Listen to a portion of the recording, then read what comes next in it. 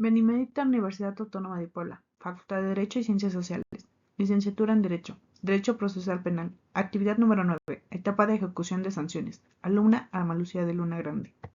En esta actividad realizaremos un análisis de la etapa de ejecución de sanciones, a lo cual abarcaremos las generalidades de este. El análisis que realizaremos se realizará mediante los diversos actos procesales que pueden llevarse a cabo en esta etapa, con el propósito de identificar el desarrollo de la etapa y los que intervienen en ella. El procedimiento da inicio con la etapa de investigación, que se divide en fase inicial y complementaria. La inicial es donde se apertura el proceso de investigación, se realizan actos de investigación y se conduce al imputado a audiencia inicial. La complementaria da inicio con la formulación de la imputación, se vincula al proceso, se imponen o no medidas cautelares y se fija el plazo de investigación. Posterior, la etapa intermedia, que da inicio en la fase escrita, donde se presenta la acusación, actuación de víctima y contestación de la defensa. La fase oral se da en la corrección de vicios formales, admisión y desahogo de pruebas, y termina en el auto de apertura de juicio. La etapa de juicio inicia con los actos de investigación, audiencia de juicio con la individualización de las partes, alegatos de apertura, incorporación de pruebas, desahogos de medio de pruebas, interrogatorio y contrainterrogatorio, réplica y disciplina, apoyo de memoria, alegatos de clausura y presunción del fallo, individualización de sanción y reparación del daño, explicación de sentencia y sentencia firme. Ejecución de sanciones. En esta etapa se ejecuta materialmente la sanción impuesta en la etapa de juicio, donde el sentenciado debe reparar el daño, pagar multa, cumplir el tiempo de internamiento, estar inhabilitado en el ejercicio de su profesión o para ser servidor público, es decir, que se debe de cumplir lo dictado por el juez, una vez que la sentencia ha causado estado. En esta etapa se realiza la remisión de la sentencia de juez de ejecución, se integra la carpeta de investigación, se elabora un plan de actividades, se dicta el auto de inicio de procedimiento donde se realiza la vigilancia de ejecución y resolución de controversia, para terminar en el auto que declara ejecutada la sanción. Sujetos y partes procesales. Persona privada de la libertad, defensor público privado, LMP, autoridad penitenciaria, director del centro o quien los represente, promovente de la acción o recurso, víctima y su asesor jurídico. La notificación. El juez tiene el deber de dar trámite a procedimientos que correspondan a la ejecución de la sentencia para dar cumplimiento al fallo emitido por el juez de control o el tribunal de enjuiciamiento en el término de la ley. Una vez recibidos por el juez de ejecución sentencia y el auto que la declare ejecutoria, dentro de los 3 días siguientes dictará el auto de inicio al procedimiento ordinario de ejecución y en su caso prevendrá para que subsanen errores u omisiones en la documentación correspondiente en el plazo de 3 días.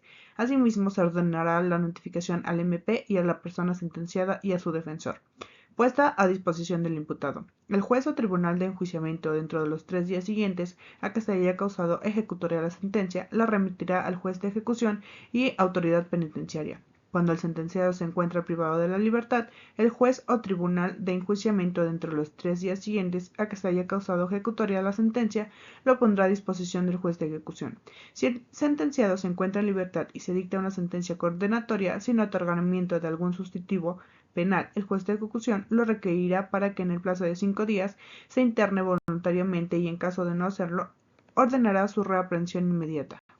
El inicio del procedimiento de ejecución. La administración del juzgado de ejecución, al recibir la sentencia o el auto por el que se impone la prisión preventiva, generará un número de registro y procederá a turnarlo al juez de ejecución competente para que proceda a dar cumplimiento a tales resoluciones judiciales.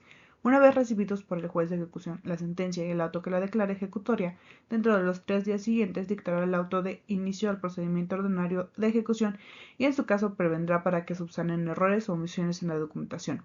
Se le notificará al MP, a la persona sentenciada y a su defensor. El juez de ejecución prevendrá al sentenciado para que dentro de los 3 días siguientes designe un defensor particular y si no lo hiciera, se le designará un defensor público. El juez de ejecución solicitará a la autoridad penitenciaria que en el término de 3 días remita la información correspondiente para la realización del cómputo de penas y abonará el tiempo de la prisión preventiva o arresto domiciliario cumplidos por el sentenciado.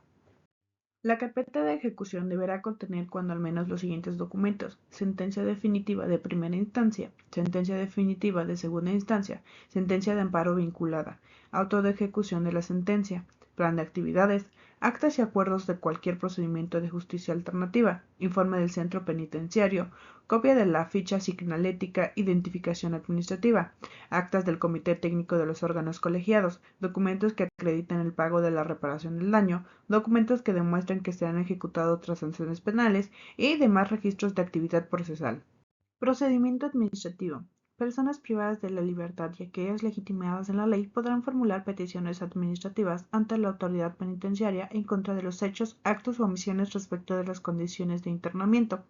Se reconoce en legitimidad para formular peticiones ante las direcciones de centros a personas privadas de la libertad, familiares hasta cuarto grado, visitantes, defensores públicos o privados, Ministerio Público, cualquier autoridad, entidad, órgano u organismo de protección de los derechos humanos en el orden federal o de entidades federativas, organizaciones de la sociedad civil que tengan dentro de su objeto la protección de los derechos de las personas privadas de la libertad y que se encuentren debidamente acreditadas. Las peticiones administrativas se formularán por escrito sin formalidad alguna y se presentarán ante el director del centro, el cual se encargará de darle resolución, con el objeto de atender las condiciones de vida digna y segura en reclusión. Los efectos de resolución es que el director del centro estará obligado, dentro de un término de 5 días contados a partir de la admisión de la petición, y identificar el penitenciario en un plazo no mayor a 24 horas posteriores. Si la petición fue resuelta en sentido contrario a los intereses del peticionario, este podrá formular controversia ante el juez de ejecución dentro de los 10 días siguientes a la fecha de notificación a la referida resolución. En caso de ser procedente la acción, el juez requerirá a la autoridad penitenciaria que responda a la petición formulada de fondo y en un plazo previsto. La autoridad penitenciaria le hará saber a la persona privada de la libertad el derecho que tiene a la interposición del presente recurso. Cuando las peticiones recaigan sobre hechos, actos u omisiones respecto de las condiciones de internamiento que, de no atenderse de inmediato, quedaría sin materia la petición, constituyendo un caso urgente, la persona legitimada podrá acudir directamente ante el juez de ejecución para plantear su petición. Controversias ante el juez de ejecución. En este caso, las partes y sujetos procesales intervenientes en el proceso y las personas legitimadas que pueden presentar el procedimiento administrativo serán las mismas personas que puedan presentar esta. Se presentarán directamente ante el juez de ejecución y será el mismo quien dará resolución a la presente. Las causales de procedencia serán cuando los jueces conozcan de ciertas controversias en las condiciones de internamiento y cuestiones relacionadas con las mismas, plan de actividades de la persona privada de la libertad y cuestiones relacionadas con el mismo, derechos propios de quienes soliciten ingresar o hayan ingresado al centro como visitantes, defensores públicos y privados, defensores en los tribunales de amparo y observadores por parte de organizaciones de sociedad civil. Duración, modificación y extensión de la pena y sus efectos. Duración, modificación y extensión de las medidas de seguridad. El objetivo es resolver disputas que surgen durante la ejecución de las penas y medidas de seguridad impuestas en una sentencia penal. El juez de ejecución tiene la responsabilidad de garantizar que se respeten los derechos de los internos y de corregir cualquier abuso o desviación por parte de la administración penitenciaria. Los efectos de la resolución es la protección de los derechos humanos, la inserción social, control de legalidad, resolución de conflictos, transparencia y rendición de cuentas.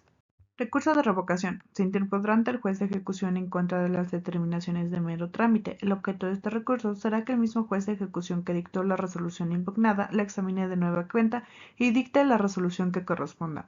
Recurso de apelación. Se interpondrá dentro de los 3 días siguientes a la notificación del auto o resolución que se impugna y tiene por objeto que el Tribunal de Alzada revise la legalidad de la resolución impugnada a fin de confirmarla, modificarla o revocarla. Procederá en desechamiento de solicitud, modificación o extinción de penas, sustitución de la misma, medidas de seguridad, reparación de daño, ejecución de sanciones disciplinarias, traslados y afectación de los derechos. En esta actividad realizamos un análisis sobre la etapa de la ejecución de las sanciones, a lo cual abarcamos ciertas generalidades para su presentación dentro de la ejecución de la sentencia, a lo cual podemos postular la importancia de esta para la resolución de conflictos en materia penal y las características de la misma, al igual que los requisitos necesarios para poder interponerla de forma correcta. Referencias bibliográficas.